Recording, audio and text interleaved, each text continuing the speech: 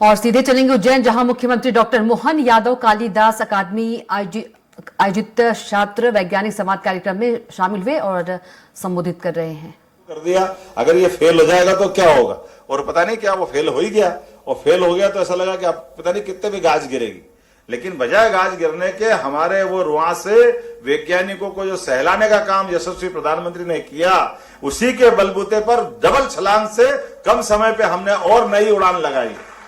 यह होता है नेतृत्वकर्ता का गुण, और यह होता है नरेंद्र मोदी जी के अपने काम करने के ढंग, और इसी से हमारा अपना देश आगे बढ़ेगा। निश्चित रूप से आज के इस अवसर पर अतीत के काल को लेकर सीमा जी ने भी बहुत अच्छा काम किया।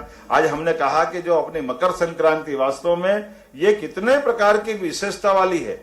ये जो हमारी पतंग उड़ती है अगर आकाश में, तो पतंग नहीं उड़ती है, सारे के सारे उड़ाने वाले बच्चों को विटामिन डी मिलता है। कि कौन वैज्ञानिकों ने पतंग की रचना करी होगी पता नहीं चलता है, लेकिन छत के ऊपर जाकर के पतंग उड़ाते उड़ाते हमारे शरीर की ऊर्जा को हम धारण करें, इससे हम कहीं अपने कमरे के अंदर सीमित नहीं हो जाए। ये जो छोटे छोटे प्रयोग हुए, क्या प्रयोग हुए, कोई कल्पना कर सकता? गुड़ तिल खाना, लेकिन गुड़ तिल खाने का समय कौन सा तय किया? मकर संक्रांति। इससे हमारे लिए शरीर की ऊर्जा की भी पूर्ति होती है, और ये जो खाने के साथ मिठास के साथ तेल डाल रहे हैं, तिल से तेल जा रहा है शरीर में, और तेल से शरीर की जो अपनी दूसरी ऊर्जा की पूर्ति होती है, जो विटामिन मिलते हैं, उसका हमको एहसास है। और मैं आज के इस अवसर पर, चूंकि मुख्यमंत्री तो ठीक है आपने कह दिया, मैंने मान लिया, लेकिन मैं आज यहाँ विज्ञान का मंत्री होने के नाते, आज साइंस टेक्नोलॉजी भी मेरे पास ही है, इसलिए मैं उस भूमिका में आया। ये कुछ मंत्रालय ऐसे होते हैं जिसमें किसी की रुचि नहीं होती है, लेकिन इसमें मेरी रुचि, भले एक बार तो मुख्यमंत्री किसी को दे दो, लेकिन साइंस टेक्नोलॉजी मेरे को दे दो, इसका मजा मुझे मिलता है। क्योंकि ये खास करके नई संभावना के बड़े क्षेत्र है, जिसमें हमारे पूरे देश प्रदेश और पूरी मानवता की नई भविष्य की संभावना छिपी हुई।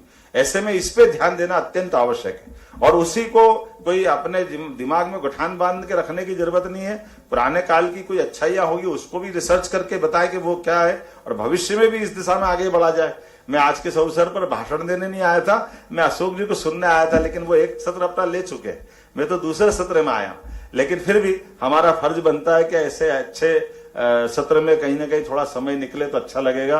और सच्चे अर्थों में हमने ये जो अपना मकर संक्रांति का पर्व का हमने पूरा सप्ताह घोषित किया था, तो उस पूरे सप्ताह में 10 तारीख से लेकर 15 तारीख तक हर दिन अलग अलग प्रकार की विविधता को जोड़ करके पूरा गुलदस्ता तैयार किया था कि ये सारी चीजों के बीच में विषय होना चाहिए।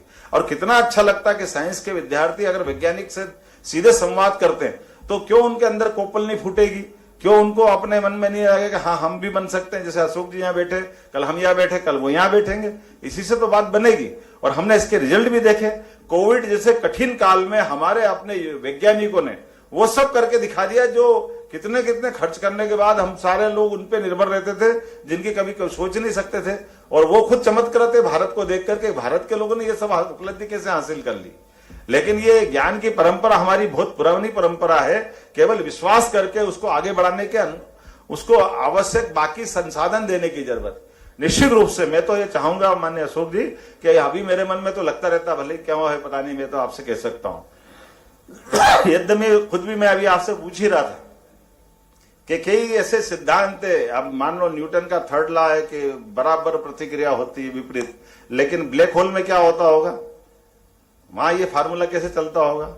तो ऐसे कई सारे मुद्दे हैं। कभी पृथ्वी घूमती थी सूर्य की तरफ, और कोई कहता था कि ऐसा बोलेगा तो साले उसको सजा ही हो जाएगी। तो कई लोग मारे गए कि भैया पृथ्वी नहीं घूमती, सूर्य घूमता, सूर्य घूमता कि पृथ्वी घूमती। कई धर्म के झगड़े पड़ गए इन सारे मामलों में। लेकिन काल के प्रभाव में आखिरकार जो सत्य है, तो सत्यान्वेषण की दिशा में भारतीय सनातन संस्कृति का कोई तोड़ नहीं। सनातन संस्कृति और सनातन धर्म ने सदैव नित्य नूतन, और सत्य की भी कोई सीमा नहीं है। हो सकता आज जो सत्य दिखाई दे रहा, वो सत्य कल को वापस नया कोई उद्घाटन करेगा, नई कोई बात को लेके सामने आएगा। और इसी दिशा में लगातार जो कदम बढ़ते जाते हैं, इसी बात को लेके जब हम चलते हैं, तो इसीलिए कहा है कि कुछ बात है कि हस्ती मिटती नहीं हमारी, तो वो कुछ बात है, तो वो इसी प्रकार की बातों से लेकर हमारी संस्कृति लगातार पुष्पित पल्लवित होती रहती है। मैं उम्मीद करूंगा कि आज के इस अवसर पर काम तो बहुत सारे लाया था, बताने के लिए भी, दिखाने के लिए भी, लेकिन समय की कमी पड़ी। तो मेरे मन में आया, जो मैंने बोला है, आने वाले समय में एक बड़ा काम हम करने वाले हैं। जैसे मैंने मंगल समय की बात कही, ऐसी मंगल तिथियों के लिए हमारा एक नया टावर बन रहा है। वो मंगल घड़ी का अपना नया वहां एक अपना आविष्कार का एक स्थान बनाएगा, जिसके माध्यम से जो हम कह रहे हैं मुंह से वो अपने आप में दिखाई देगा कि मंगल पर्व और मंगल तिथियों का किस प्रकार से निर्धारण होता है, सूर्य आधारित सूर्य तंत्र पे, सूर्य सिद्धांत पे कैसे काम करते हैं, और बहुत सारी बातों को लेके चलेंगे। मैं उम्मीद कर रहा हूं कि ये जो आपका इसरो का सेंटर है, इस इसरो के सेंटर से मध्य प्रदेश का भी कोई संबंध बने, इस प्रदेश में भी आपका कोई सेंटर बने, इस दिशा में भी हम काम कर सकते हैं। मैं आपको ऑफर भी देता हूं और उम्मीद करता हूं कि इस तरह की कोई इकाई बनेगी तो हम आपके लिए प्रदेश को आगे बढ़ाने में भी सार्थक भूमिका निभाएंगे। मेरी अपनी ओर से साइंस टेक्नोलॉजी डिपार्टमेंट की तरफ से आज ये जहां युवा वैज्ञानिकों को लेकर सरकार जो काम कर रही है उसकी जानकारी देना चाहूंगा कि हमारे यहाँ विभिन्न प्रकार की फेलोशिप देते हैं, है ना, ये 25,000, 20,000, 15,000 और कुछ इस प्रकार से अलग अलग पुरस्कार भी हम देते हैं। लेकिन अभी 39वां युवा वैज्ञानिक सम्मेलन ये 21 से 23 फरवरी तक 2024 को ग्वालियर में चल रहा है। आपकी जानकारी के लिए बता दूं कि हमारे यहाँ भी हम कोशिश कर रहे हैं कि महाशिवरात्रि से लेकर गुड़ी पड़वा तक उज्जैन में भी एक मेला लगे, तो आप यहाँ का भी प्लान करिए, यहाँ भी हम इस आयोजन को कर सकते हैं। इसी प्रकार से और जो आप अलग अलग प्रकार के साइंस के मॉडल से लेकर के डिजिटल तारामंडल, टेलीस्कोप, नाइट स्काई वॉचिंग इत्यादि जो भी आप करना चाहेंगे, अपनी साइंस सिटी भी बहुत अच्छी बनाए, उसका भी तारामंडल वाला काम भी शायद चल ही रहा है। और आगे क्या क्या कर सकते हैं, जरा अच्छे लोगों को और साथ में ले, ये मैं आपको एक बार फिर अच्छे काम की शुभकामना देते हुए मेरी बात को समाप्त करता हूं। बहुत बहुत धन्यवाद। भारत माता की। Thank you honourable chief minister. इसी के साथ बुलेटिन में इतना ही। आप देखते रहिए स्वराज एक्सप्रेस। नमस्कार।